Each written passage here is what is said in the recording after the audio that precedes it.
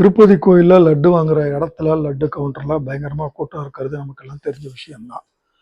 நார்மலாக டிக்கெட்டுக்கு கொடுக்கக்கூடிய 2 ஃப்ரீ லட்டு வாங்கினா கூட்டம் இருக்காதுங்க.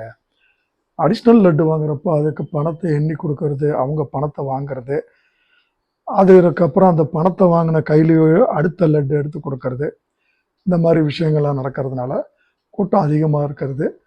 இதை டிஸ்போஸ் பண்ணுறதுக்கு தேவஸ்தானம் சார்பாக கியோஸ்க்கு ட்ரையல் பார்த்துக்கிட்டு இருக்கிறாங்க. இந்த கியோஸ்கில் நமக்கு எத்தனை லட்டு வேணும் அப்படின்றத நம்ம என்ட்ரி பண்ணி ஃபோன்பே மூலமாக நம்ம பணம் பேமெண்ட் பண்ணிட்டோம்னா நம்மளுடைய தரிசனம் டிக்கெட்டினுடைய நம்பரை வச்சு வரக்கூடிய QR கோடு அந்த ஸ்லிப்பை எடுத்துகிட்டு போயிட்டு லட்டு கவுண்டரில் கொடுத்தா உடனடியாக லட்டு கொடுத்துருவாங்க.